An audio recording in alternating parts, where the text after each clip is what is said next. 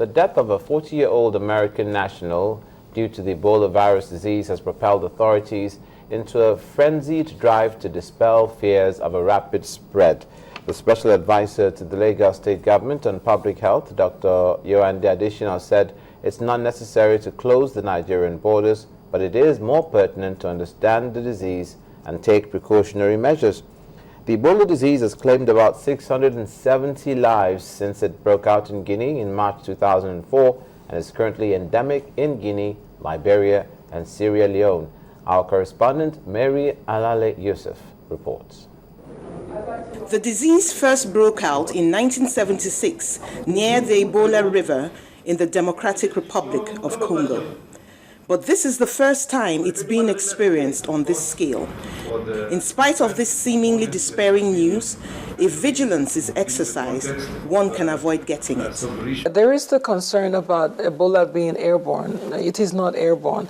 If someone has Ebola and is talking to another person, that other person is not going to catch the Ebola virus. The contact is very critical. Contact of the sick person. You can't catch Ebola in the market because that person will not be able to walk. The person is really, really sick. So they won't go to the barber's shop. They won't go to the beauty salon. They won't come and do manicure and pedicure. They will not go shopping. They are very sick, in bed, can't move.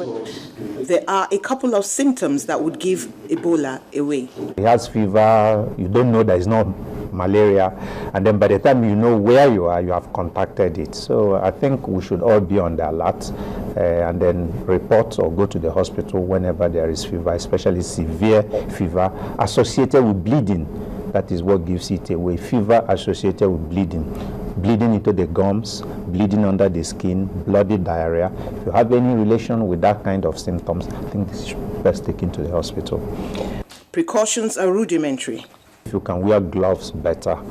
Gloves. If you can't, then wash your hands. But there's really nothing to panic about. Nigeria's first case of Ebola arrived in the form of 40-year-old Patrick Sawyer, who came in a work-related capacity. He died of the disease after several days, but Lagos health authorities say all who came in contact with him are under surveillance and are still healthy. The question remains, how prepared are we as a country to handle this onslaught? And can we beat the scourge that kills 9 out of 10 sufferers? We've increased our surveillance and vigilance at the airport, and we're doing extra things to make sure that anyone that's coming in, we can track them regardless of where they're going. And I know that the federal government has instituted programs at Abuja Airport and Kano Airport and all the other ports. The incubation period for Ebola could be as short as 2 days or as long as 3 weeks. That means that sometime in the second week of August, we'll know if we beat this invasion. But in the meantime, remember this. Ebola can only be spread by an obviously sick individual. Mary Alale Yusuf, Channels Television News.